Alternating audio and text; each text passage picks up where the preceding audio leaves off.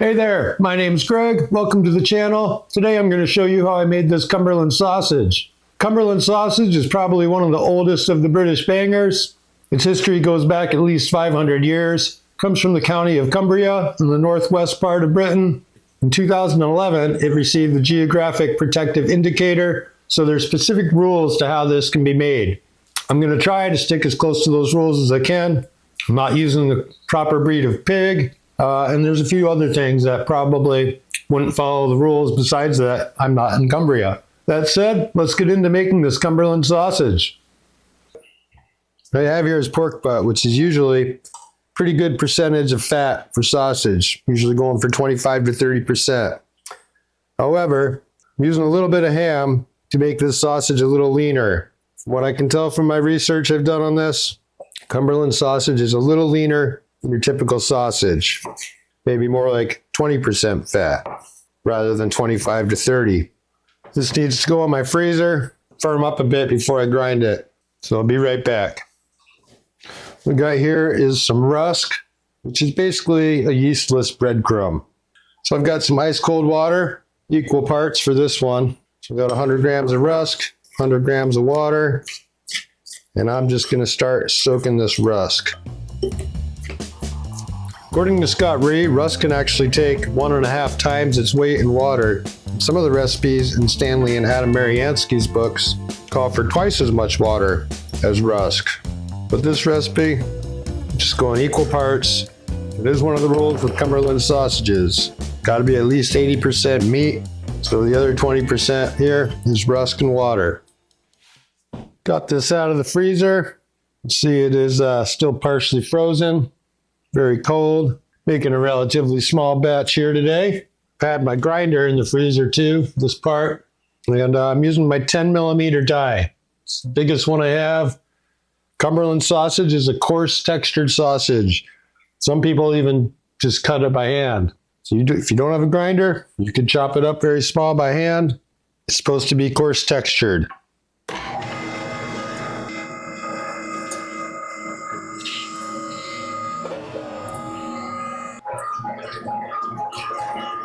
Just going to take a little bit of this, run it back through. That'll push out the last little bit there. Now I'm going to take my rusk and water mixture. Cumberland sausage has specific rules because it is geographically protected product. Now I'm just going to mix that in real quick. I'm going to run this back through my grinder.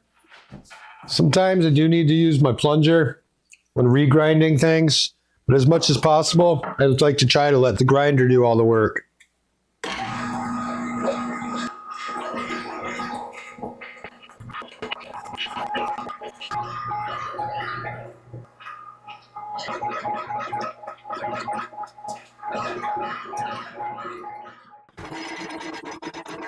So pushing that last bit through tends to get it off the auger, but there's still usually a little bit between the auger and this blade.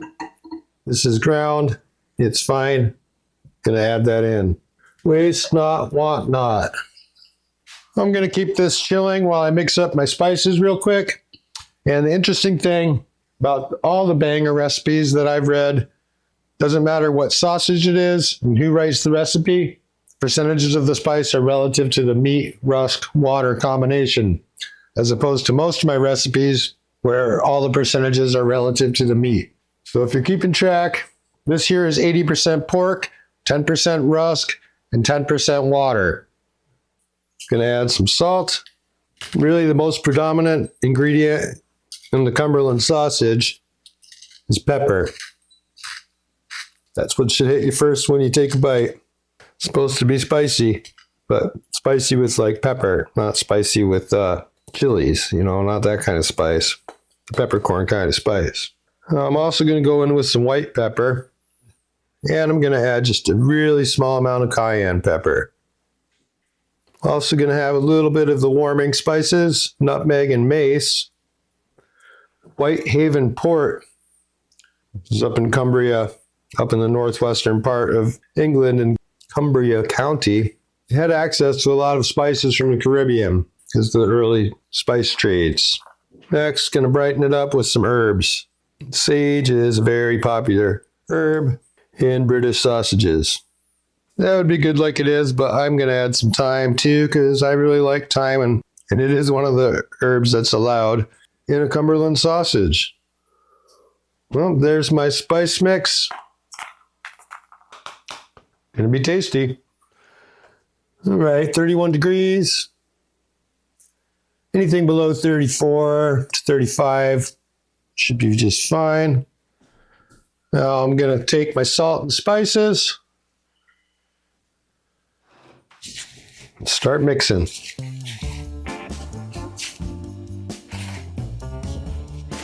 Just really a matter of kneading, squeezing, flipping, just trying to distribute everything evenly, trying to get the myosin and actin out. This is getting pretty sticky pretty quick here. This is actually starting to want to pull my gloves off. Look, it's already lifting the bowl up a bit. Pretty sticky on my hands. Do you want to go a little bit more? Just make sure I've got that pepper and spices mixed in evenly. Yeah, look at that. It's really wanting to pull my gloves off. And if you look at the back of my hand, you can see the little strands reaching out. That's the myosin and actin. Proteins, that's what they mean when they say protein extraction. That's exactly what's happening there. Now, this is pretty small. This is a little 1 kilo batch. Now I'm just going to put my sausage in here, push out any air. Wow, that smells good. And from what I can tell, these are supposed to be really narrow. Like, I believe it's under 20 millimeters, but I do not have any casings that small. And it does recommend hog casings, but I don't have any hog casings that small. My smallest casings are the sheep casings. So that's what I'm using. Mine are 24, 26, so maybe a little bigger than the rules allow, but just doing my best to be close. So I'm going to put some water on my horn, get my fingers in my casing, which is tricky with these sheep casings, but helps to stretch them out by flushing water through the inside.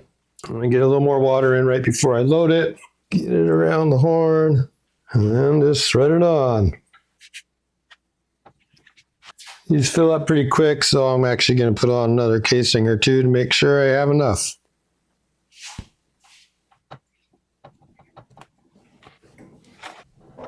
Make sure your casing can slide real easy. If not, lube it up some more.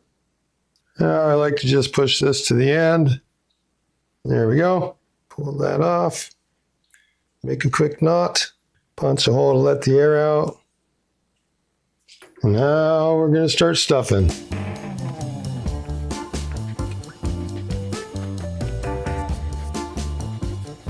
Now, Cumberland sausage usually is not linked, although if you want to link yours, go right ahead. It's not a problem. But the way it's usually sold and prepared is it's just coiled up like that. Now you can go over it, and if you see any air pockets, just knock them out.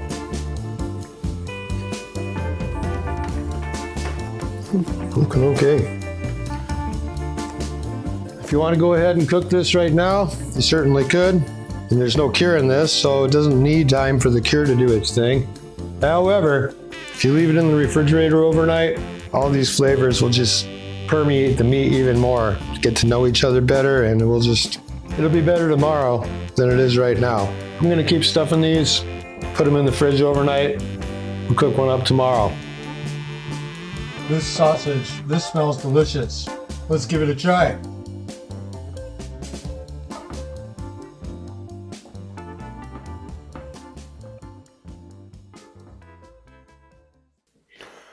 It's got a nice chunky texture to it.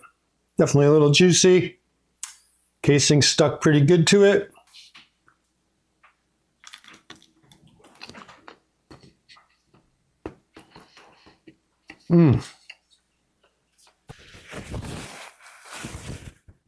Wow. That's a great sausage. I can see why this has been around for 500 years or more. Definitely very pepper forward, a little spicy on the tongue from the peppercorns. And then it's got the warming spices of the mace and the nutmeg, the herbal touch from the sage and the thyme really brighten it up. That's just a really well-balanced sausage.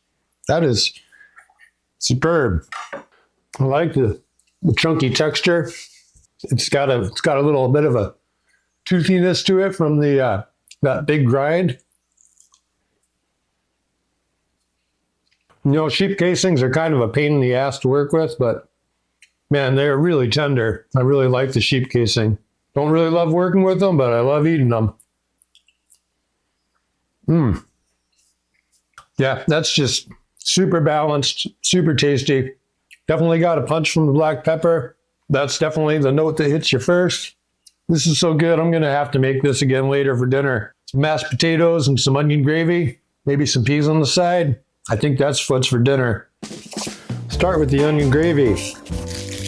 You want to cut this pole to pole. They'll stay together through the long cook better that way. I'm gonna go in with a tablespoon. I'm using duck fat, but you could use beef tallow, you could use lard, or you could just use a neutral oil. I'll add onions to that duck fat, just a little pinch of salt to help start drawing that moisture out. Now I'm just gonna cook these for a good long time over some medium heat. Giving these an occasional stir. Need to cool it down. And just add a splash of water.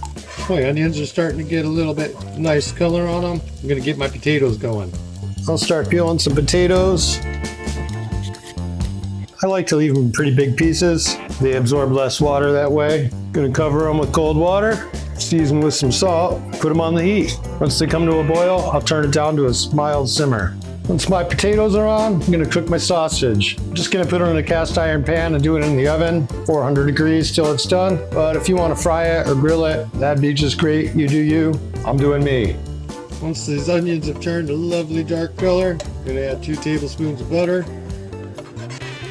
and a couple tablespoons of flour. I'm just gonna cook out that raw flour taste for a couple minutes. Turn up the heat for a minute and add my beef broth, 2 cups. It's a really dark beef broth because it's smoked. Smoked the bones before I made the broth. I'm gonna go in with a tablespoon of Worcestershire sauce, or a splash more. Tablespoon of English mustard. Once that broth heats up, turn this down. Season it with a pinch of salt. Once that broth gets up to temperature, I'm just gonna simmer this for about 10 minutes. Those potatoes need to simmer for about 15 minutes. Once they're close, I'm gonna get 100 grams of unsalted butter and about 50 grams of cream, and I'm gonna start melting that butter. And if you think that's a lot of butter, it kinda is. This isn't a health food channel. Once my potatoes are tender, knife will go in there, come out real easy, but they're not falling apart. I'm gonna drain them and let them steam for a minute or 2. While my potatoes are steaming, take some boiling water, season it with salt, add my frozen peas, cook these for 2 to 3 minutes. While those peas are cooking, now my potatoes will steam for a couple minutes. Gonna season with some salt. Gonna pour my warm cream and butter over that salt. That'll help dissolve it. And then I'm gonna mash my potatoes. And if you wanna use a potato ricer, you go right ahead. But the name of the dish is potatoes and mash. I think they're supposed to be mashed. Once you got a nice mash going, taste for salt. Add a little if you need to. These are actually good as they are. And get those peas off, because no one likes mushy peas. Actually, that's not true. I think the British like their mushy peas, but I don't really like my peas mushy, so I'm gonna take them off. Mashed potatoes, peas, star of the show, Cumberland sausage, and a generous portion of my onion gravy. And if you're thinking to yourself, that's a ridiculous plate, you're right. Pretty much made this just for the picture. Picture perfect. It should have some gravy dripping down those mashed potatoes. Maybe a little on the peas. Oh yeah, there we are. That's how you do it. Just taking a bite or 2 on camera. I'm gonna share this. This is too much to eat myself. Yep, mashed potatoes are good. That onion gravy is just perfect with this all. Get a bite of the potatoes, sausage. Such a good sausage. I'm not usually a huge fan of peas, but with this dish, it really works. I get why the peas belong on this plate. Cumberland sausage over some mashed potatoes with an onion gravy, peas on the side. There's some things that are as good as this, but it really doesn't get a whole lot better. If you like this video, give it a thumbs up. That helps YouTube know that they should be showing it to more people. If you're still watching my video at this point, you should probably be subscribed. You'd probably like a lot of my other content. Whatever you do, make sure you're putting some love into the food you make. Peace.